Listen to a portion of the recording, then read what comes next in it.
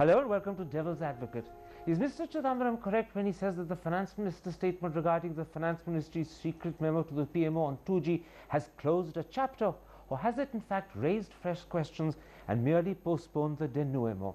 That's the key issue I shall discuss today with the Law Minister, Salman Khurshid. Mr. Khurshid, let's begin with what Pranab Mukherjee says. He says that the inferences and interpretations in the Finance Ministry's note of the 25th of March 2011 do not reflect his views. In which case, whose views do they reflect? Right, good question. You saying let's begin with it. I'm hoping that we can end with this. Now that he's said what he's said, I don't see that there's scope for any more questions, but you have asked a question, so I must answer it. Clearly, what we understand, or what I understand, is a summary was needed. Everyone had to be on board with one clear articulation, and therefore whoever knew anything or had participated to an extent had to provide inputs, and a lot of senior officers, I understand, from different ministries provided inputs. But there was a relatively junior officer of the Finance Ministry who was putting it all together, collating it, he signed it, and then of course he sent it forward to the Prime Minister. There was an inference drawn in that, an inference that was nobody's.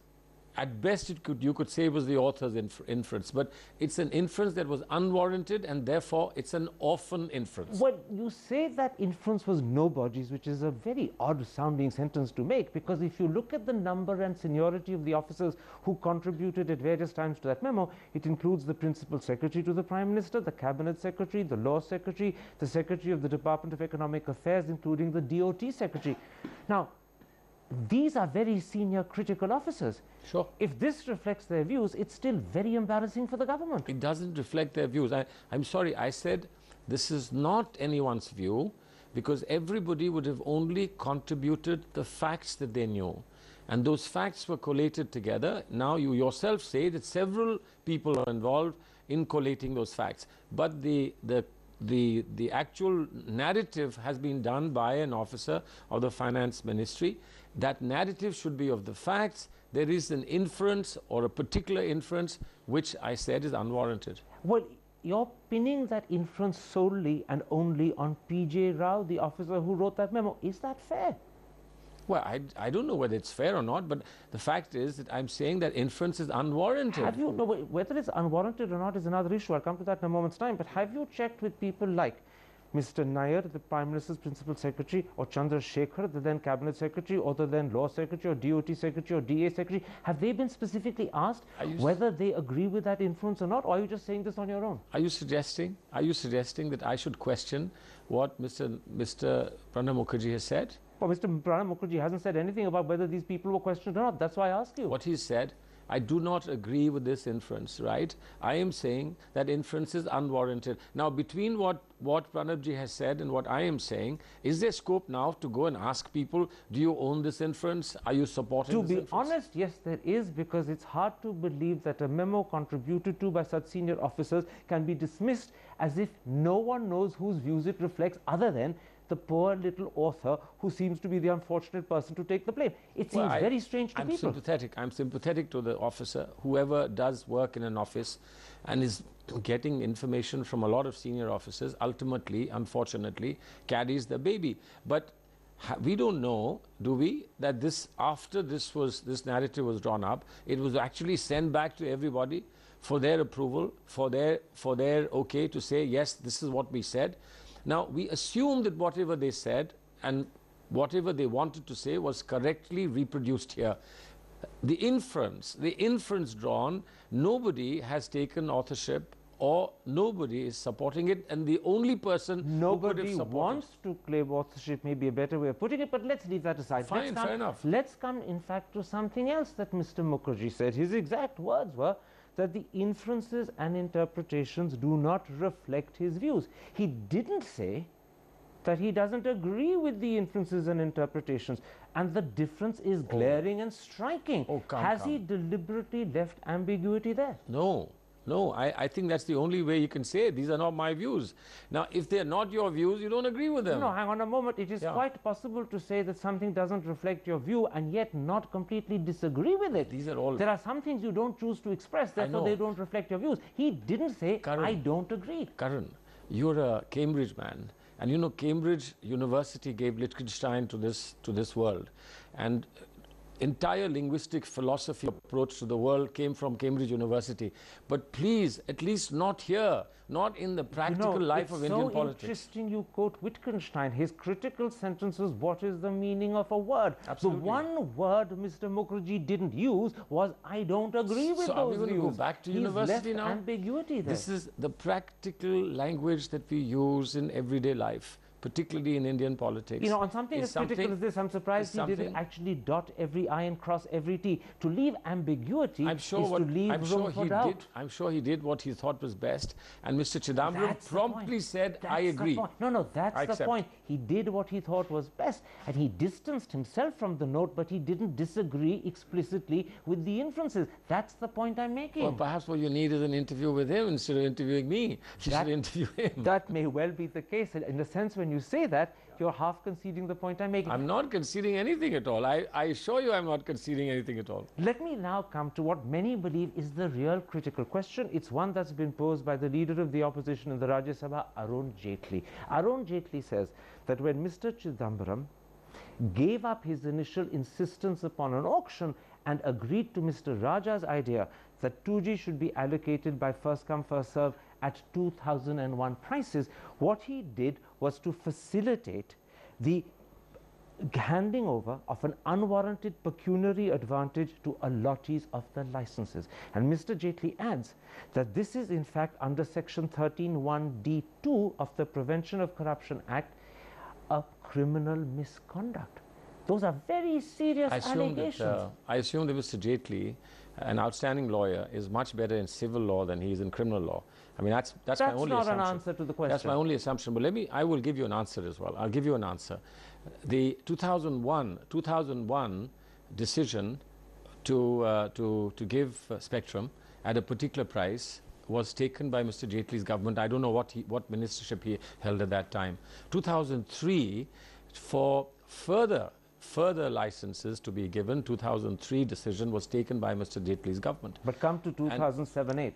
Just all we did is we said we took a conscious decision. The cabinet, not Mr. Raja, not Mr. Chidambaram, the cabinet took a conscious decision to follow the 2003 cabinet decision and continue with first come first serve. No, hang on a moment. The 2003 cabinet decision explicitly left the handling of pricing of spectrum to two ministers, the Minister of Telecom and the Finance Minister. Absolutely. The point is that the two ministers had a disagreement.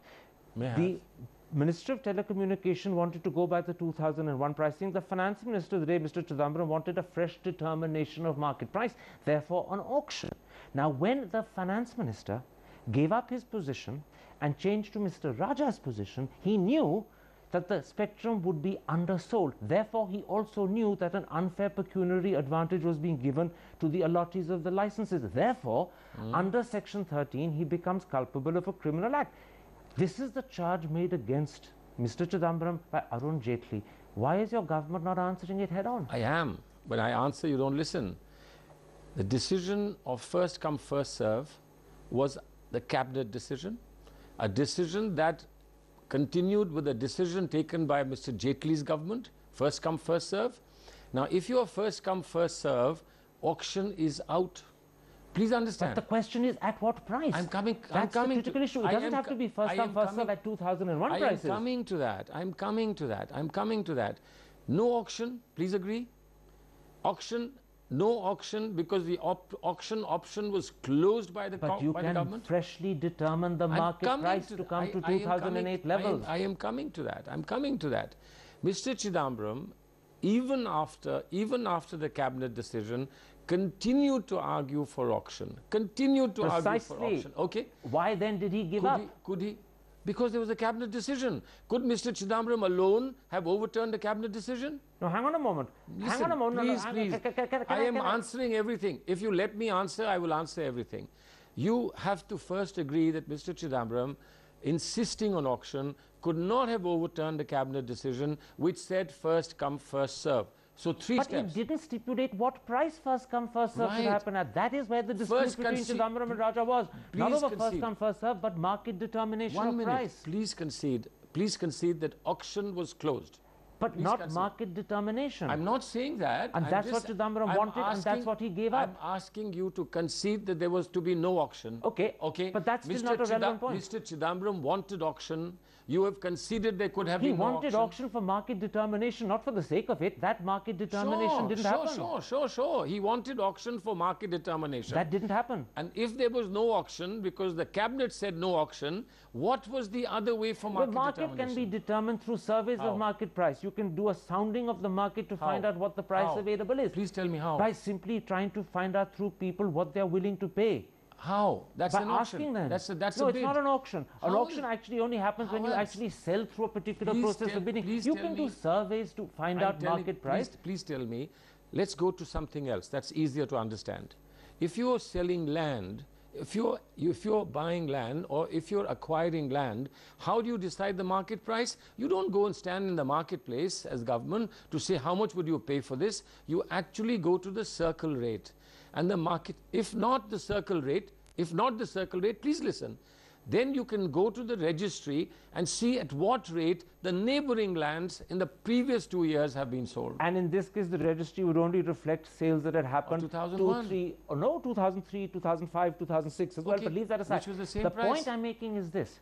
Given that Mr. Chidambaram was insistent on a market determination of price, given that he had serious concerns about selling at 2001 prices in 2008, why did he not indicate clearly to the cabinet by taking the matter up there that Raja was going ahead with 2001 prices? You can't keep going back to the cabinet. Hang on a second. Subba Rao, who was finance secretary, has told the PSC in February this year that in his opinion, not taking the matter back to the cabinet was a mistake. He says he regretted it. In his opinion? Yes, obviously in his opinion. That opinion could have been shared by Mr. Chidambaram. It wasn't. Listen, I'm asking you, why wasn't it? I can regret that something that happened when I was the last time in government should not have happened. I can regret that Babri Masjid should not have been destroyed. This is a critical issue. This is not something as vague as what happened last time. I'm sorry. It is not a critical issue. And certainly what Mr. Arun Jaitley has said is not a critical issue at all. Let me put it like this. The charge is not just that Mr. Chidambaram, in changing his mind and taking up Mr. Raja's position, is guilty of corruption under Section 13(1). Leave that aside. The second charge is the second charge is that as a cabinet minister, when there was a difference of opinion between him and Raja over pricing, he did not take up the issue with the cabinet. His own finance secretary has gone on record to say it should have been done, but he didn't do it. But they're still talking in the context of auction. Raja had no business to depart from first come, first serve. Let me put it like this. And Mr. Chidambaram could not have questioned first come, first serve. Let me put it like this. Yes. When Raja eventually on the 10th of January 2008 allotted the licenses, there was still, as the Finance Ministry memo makes explicitly clear, disagreement between him and Chidambaram over pricing. They only came to an agreement, as the Prime Minister has revealed, on the 4th of July 2008, some 7 months later. So at that point of time, in January 2008, when Raja allotted licenses, because there was disagreement, Chidambaram should have taken up the matter with the cabinet. Why didn't he? But you ask him. Well, absolutely. Listen, but I'm asking you because he's not available. He won't answer questions. No, because when there is disagreement between a large number of ministers and one minister, or between two ministers, and that disagreement is in the context of a decision by the cabinet, there is a point at which you have to say, well, okay, thus far and no further. But in this issue, he should have gone back to the cabinet and said that Mr. Raja has gone ahead with allotment, even though I disagree with him over pricing. I'm sorry, I don't know what he should have done, but what he did, I know. What he did is to say, whatever you have done up to now based on the cabinet decision, but henceforth the additional spectrum required, and it will be required, must be done on a different context. Second critical question that Mr. Chidambaram needs to answer is this. What? Does he not owe the country an explanation why he A, chose not to take the matter back to cabinet, and B, why he changed his mind and gave up his insistence on auction or market determination and accepted Raja's stand for first come first served at 2001 prices. Those two explanations is something I'm saying to you he owes the country, yet he's silent. Point is whether he's silent or he has to give or he will give an explanation. I am worried about people who are saying that all this means criminal culpability. Can you please explain how? Well, because there is there's a suspicion of motive, of intent. Suspicion of motive is not... He needs to prove that he didn't change his mind for dishonest purposes. If he can, no, there will be no suspicion of corruption. But if he can't, there will be a problem. Simply because somebody is curious? Not simply curiosity. Because somebody is on the other side of the political... Because he knew that by not market determining price, he was selling cheap and therefore giving up pecuniary advantage. Because he knew it, and he then did it. People suspect why he did it. Today I'm defending it. I know, and I'm defending it, so tomorrow will I also have to explain? So are you saying to me that there is no need for an explanation on these two counts from Mr. Chidambaram? For the simple reason that what was the entire telephony position of the Congress party and the UPA government must be very clear.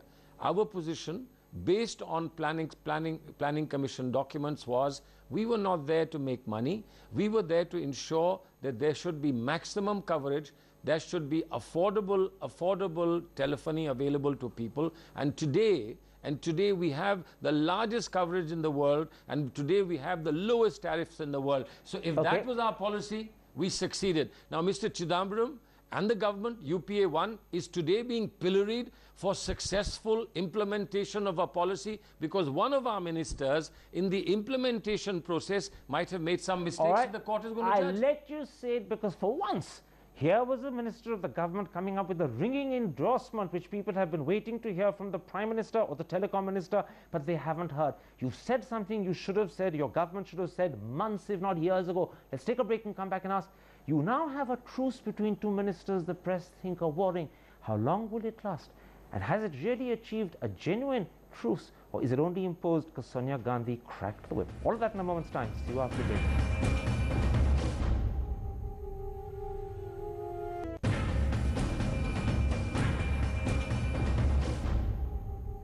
Welcome back to Devil's Advocate and a special interview with Law Minister Salman Khurshid. Salman Khurshid, for public purposes, Pranab Mukherjee and P. Chidambaram have papered over their differences, but I put it to you, standing there on the steps of North Block, they looked glum, they looked grim, they looked totally uncomfortable in each other's presence. How long will this patch-up last? I don't think anyone was uncomfortable. We all were uncomfortable to the extent that the press was pushing us from all directions. We thought that this was an important statement to be made. The two men didn't even manage a smile. Gosh, we had coffee together afterwards. Oh, maybe in private, but in public, they looked as if there were daggers drawn. Well, because it was a serious matter, and it would be a serious matter when you have people in the press saying Mr. Chidambaram should be tried for this, and the finance minister has let down the government. These are the kind of questions that we're going to be asked. I believe that if we were serious about something, let me put it like this. Most people say that this is not a genuine patch-up, that this happened because Sonia Gandhi cracked the whip. Well, what's wrong with that? So you accept it? So you accept it? No.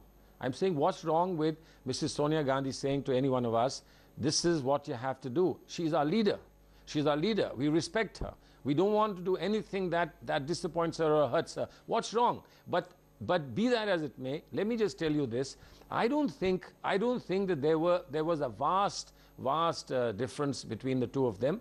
You certainly, while Mr. Pranab Mukherjee was not in India, the media put it out that there was a major difference. There never was a difference. There was a disagreement that was projected because of that 1 or 3 lines that somehow put a question mark on Mr. Chidambaram. We all said then it was wrong.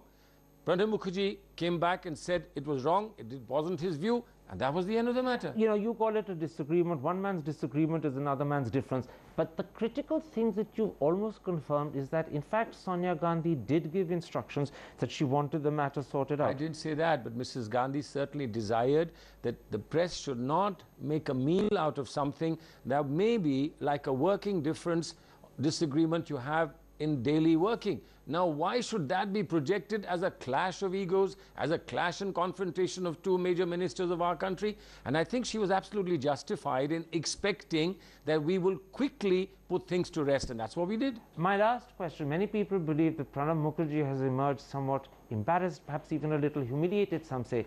Are you sure he's not looking to settle scores with Chidambaram? Not at all, not at all. I've told you, we went back, we had coffee together. They are the best of friends. I've seen them in cabinet thereafter. They're the best of friends. They rely and lean upon each other tremendously. They are pillars of strength to our government. And I do believe that it's time for the press to stop trying to create a problem between any one of us, particularly between those two. Salman Khurshid, a pleasure talking to you. Thank you.